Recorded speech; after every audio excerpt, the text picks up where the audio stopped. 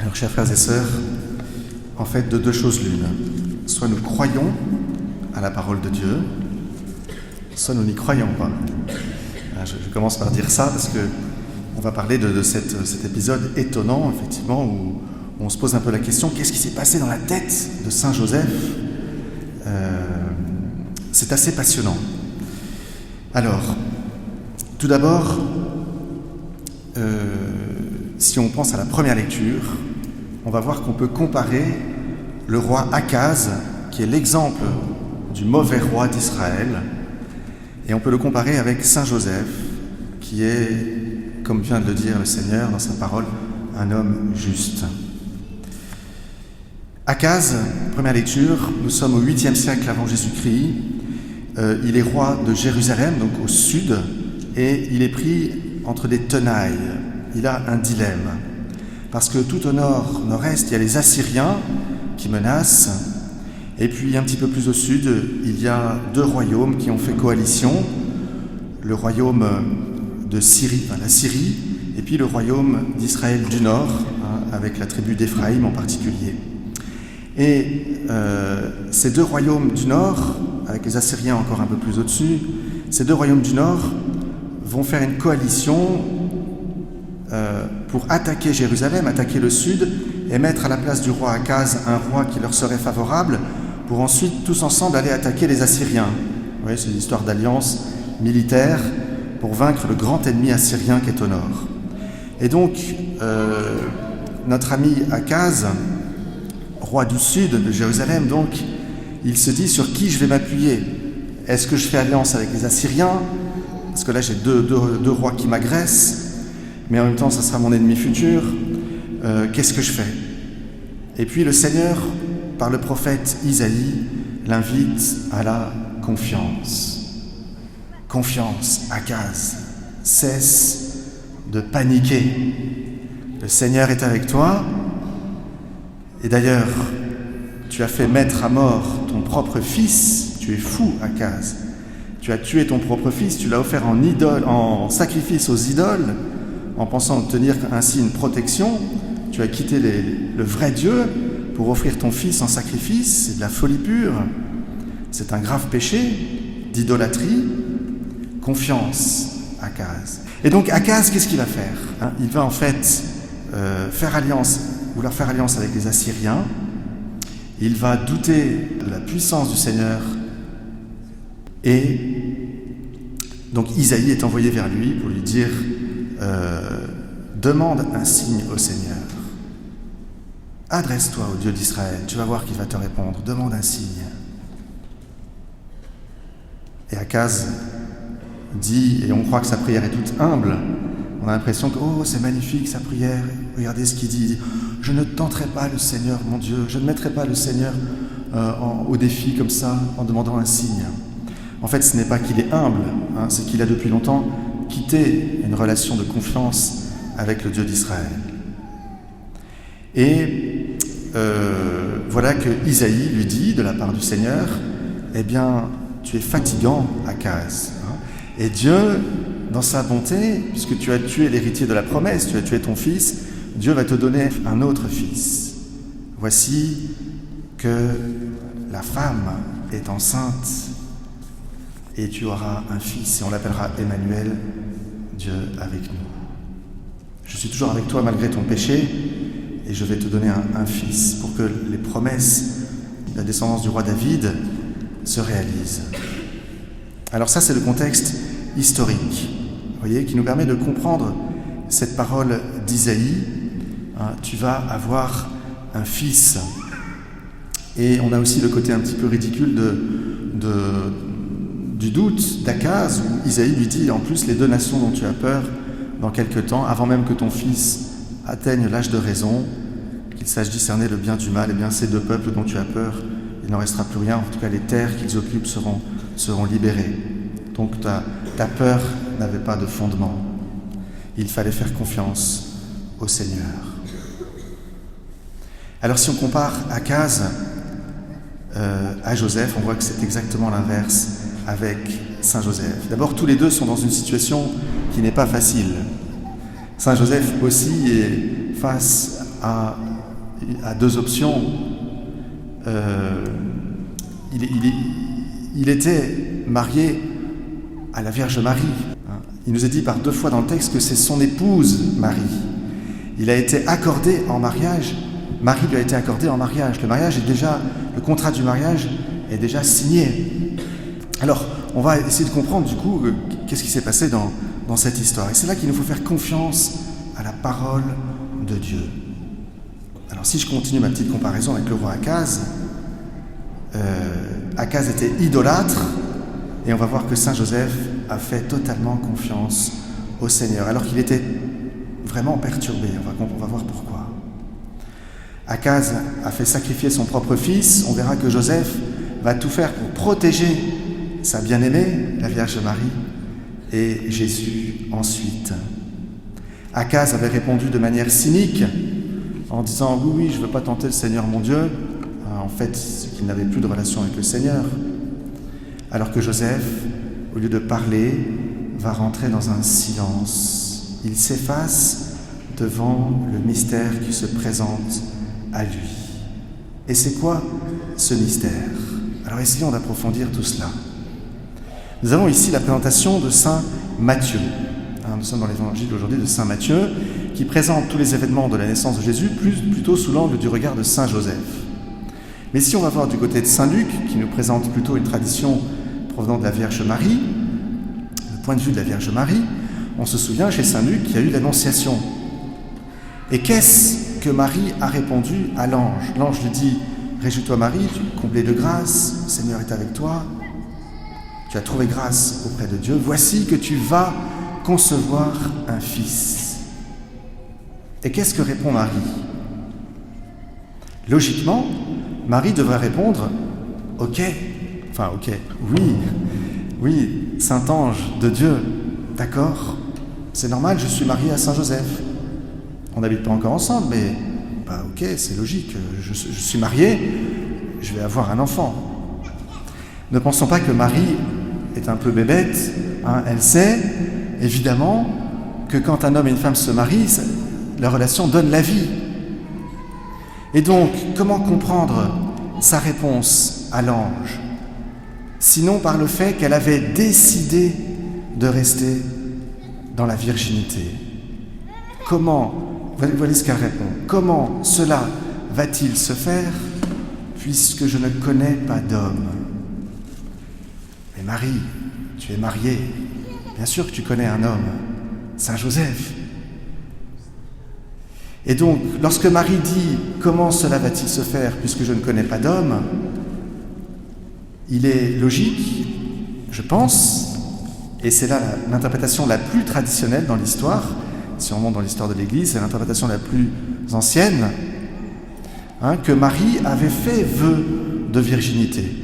Et que c'est pour ça qu'elle dit à l'ange, elle répond simplement « Comment ? Puisque j'ai décidé de rester vierge. » Et on peut penser aussi, c'est une interprétation possible, il nous est dit que Joseph était un homme juste. Et ce mot est très fort, dikaios, dans la Bible en grec. C'est vraiment la justice de Dieu. Ça nous fait penser à la justice originelle d'Adam et Ève avant le péché. Cette justice qui est ce mot qu'on attribue à Dieu, le fait d'être ajusté parfaitement au Seigneur. Alors pas parfaitement, parce que Joseph n'est pas l'Immaculée Conception. Joseph était pécheur. Mais il nous est dit qu'il est saint.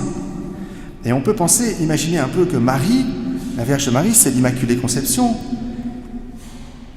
Ceux qui la connaissaient de son temps devaient être fascinés par la Vierge Marie. La Vierge Marie devait être quelqu'un d'extraordinaire. On n'avait jamais pu la prendre en défaut, la prendre en flagrant délit de faire le moindre mal. Imaginez à quel point ça devait être extraordinaire d'être en présence de la Vierge Marie, qui depuis toute petite n'a jamais commis un seul péché. Sa personnalité devait être quelque chose de fascinant, de bluffant, d'extrêmement attirant pour un homme qui tombe amoureux d'elle, peut-être au point, et je pense que nous pouvons imaginer cela, que les deux avaient fait vœu de virginité. C'est possible en tout cas, c'est possible. Il nous est dit, et nous ne jugeons pas la parole de Dieu à la mesure de notre médiocrité. Nous pourrions dire, oh, mon père, quand même, vous êtes au XXIe siècle, quoi. Joseph, il était comme tout le monde. Eh bien, il est saint, nous dit la parole de Dieu, il est juste. Et peut-être qu'il y avait préparé par le Seigneur ce cœur de Saint Joseph, qui peut-être, d'un commun accord avec la Vierge Marie, avait décidé déjà avant, en discutant, parce qu'ils se sont connus avant. Je veux dire, ils ont discuté, ils ont parlé, évidemment. Et peut-être que Marie, c'est sans doute d'elle que c'est venu, peut-être, là je fais une hypothèse, qu'elle a parlé à Saint Joseph de son désir de virginité. Et peut-être que Joseph avait déjà accueilli cela, et que d'un commun accord, ils avaient décidé ce projet de vie. En tout cas, maintenant venons-en à Saint Joseph. Saint Joseph qui constate que Marie est enceinte. Alors là, évidemment, il y a un souci. D'un côté, il connaît Marie, et puisqu'il est juste, le propre d'un juge juste, c'est de ne jamais juger sans savoir. Dans un procès, quand on juge une personne, on fait parler un peu tout le monde pour savoir ce qui s'est passé. Et le problème avec Joseph, c'est qu'il ne sait pas. Il ne sait pas ce qui s'est passé. Et il va s'interdire de juger Marie. Et je pense que connaissant Marie, connaissant sa sainteté, il ne se dit non, elle n'a pas pu me trahir, ça n'est pas possible, ça ne correspond pas à la Marie que je connais, ça n'est pas possible. Elle n'a pas pu faire ça, ça n'est pas possible. Et pourtant, je constate qu'elle est enceinte. Oui, il y a comme ce paradoxe qui rentre dans la tête de Saint Joseph. Et comment est-ce possible ? Je ne comprends pas. Je ne comprends pas. Alors, qu'est-ce que je vais faire ? Joseph, lui, sait que ce n'est pas normal. Ça ne correspond pas aux vœux qu'ils ont fait tous les deux. Et puis, il sait bien qu'ils n'ont pas eu de rapport.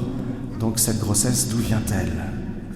Et on peut imaginer que Joseph va tout simplement se juger indigne d'assumer cette paternité, qu'il sait ne pas venir de lui.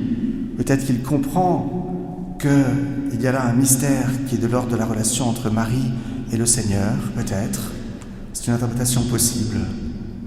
Et il s'efface devant le mystère. Saint Jérôme, le grand Saint Jérôme qui a traduit la Bible en latin, donc au IVe siècle, il nous dit que Joseph, c'est sa phrase, Joseph enveloppa de silence le mystère qu'il ne pouvait comprendre. Joseph enveloppa de silence le mystère qu'il ne pouvait comprendre. Il se retire devant le mystère, mais il est tout troublé et il va décider de mettre un terme à cette vie d'intimité avec Marie, cette vie conjugale, en se disant « je ne suis pas digne d'assumer publiquement cette paternité, ce fils, cet enfant n'est pas mon enfant, je ne vais pas faire semblant que cet être est de moi, je me retire devant ce mystère que je ne comprends pas ». Et il décide de la répudier en secret, ce qui d'ailleurs allait le mettre lui en difficulté. Il ne veut pas jeter l'opprobre sur Marie, il ne veut pas la dénoncer publiquement. Alors le mot dénoncer ici, le terme grec qui est utilisé dans le Nouveau Testament dit plutôt il ne veut pas l'exposer publiquement. Il ne veut pas mettre en public ce qui appartient au secret entre Marie et le Seigneur. On peut aussi se poser la question pourquoi Marie n'a pas tout simplement expliqué à Saint Joseph l'origine de cette grossesse. Ça aurait tout simplifié. Marie aurait dit à Joseph, voilà ce qui s'est passé, j'ai reçu la visite d'un ange, etc., etc. Ça aurait tout simplifié. Donc ce qui est plausible plutôt, c'est de comprendre que Marie n'avait pas reçu l'autorisation du Seigneur pour l'instant de dire cela à Saint Joseph. Et Joseph respecte aussi, dans sa délicatesse, ce silence de Marie.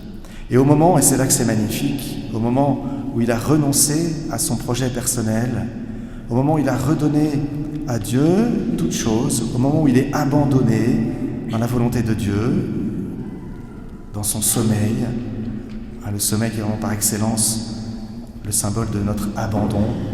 Nous ne pouvons plus rien faire lorsque nous dormons. Et c'est là que le Seigneur intervient en redonnant à Joseph sa vocation d'époux. Ne crains pas, cet enfant vient de l'Esprit Saint. Prends chez toi, n'aie pas peur de prendre chez toi Marie, ton épouse. Et non seulement tu vas être l'époux, mais tu vas être le père. Et le père du Messie, le père du Fils de Dieu. Tu vas lui donner le nom de Jésus. C'est toi qui vas le faire rentrer par cette désignation de son nom. Toi qui es descendant de David, toi le fils de David, Joseph, tu vas faire rentrer Jésus dans la lignée de David. Tu vas être le père adoptif du Messie, le Fils de Dieu. Et Saint Joseph, qui n'était pas un prêtre, qui n'était pas un lévite, qui ne pouvait pas entrer dans le Saint des Saints, dans le temple, voilà qu'il va maintenant être, comme disait le psaume, celui qui gravit la montagne et qui se tient dans la présence du Seigneur, l'homme au cœur pur, aux mains innocentes. Il est maintenant tout près du Saint des Saints, qu'est la Vierge Marie, le temple de Dieu, Dieu qui habite en elle, la nouvelle arche d'alliance. Voilà que Joseph est maintenant comme un prêtre, près du Saint des Saints, et qu'il va prendre soin de Jésus. Il va pouvoir protéger Marie au cours de sa grossesse et protéger l'enfant Jésus. Alors retenons, je vais m'arrêter, je suis déjà trop long, pardonnez-moi, que Saint Joseph est vraiment cet homme juste, cet homme au cœur pur, cet homme chaste, qui a reçu de Dieu d'une nouvelle manière son épouse. Et là je m'adresse à tous les maris parmi nous, toutes les femmes. Vous pouvez aussi demander à Saint Joseph cette grâce de recevoir d'une manière nouvelle, d'avoir un nouveau regard qui vous est donné par Dieu, par la grâce du baptême, par tous les dons de l'Esprit Saint. Je vous invite à prier pour avoir un regard renouvelé sur votre épouse, sur votre époux, et aussi sur la vie, si vous avez eu la grâce d'avoir des enfants, que le Seigneur vous a confiés. Retenons que Saint Joseph a fait confiance aussi, de bout en bout, au Seigneur, qu'il s'est retiré devant le mystère au lieu de mettre le Seigneur à l'épreuve ou de s'en éloigner. Retenons aussi que juste après le songe qu'il a eu, dès son réveil, il a accompli la parole de Dieu. Il a pris Marie chez lui. Il a obéi au Seigneur. Saint Joseph vient nous aider à prendre Marie chez nous, vient nous aider à faire confiance en toutes choses, vient nous aider à abandonner nos petits rêves pour accueillir le grand songe de Dieu sur notre vie, les projets merveilleux du Seigneur qui s'accomplissent d'autant mieux que nous lui faisons confiance. Amen.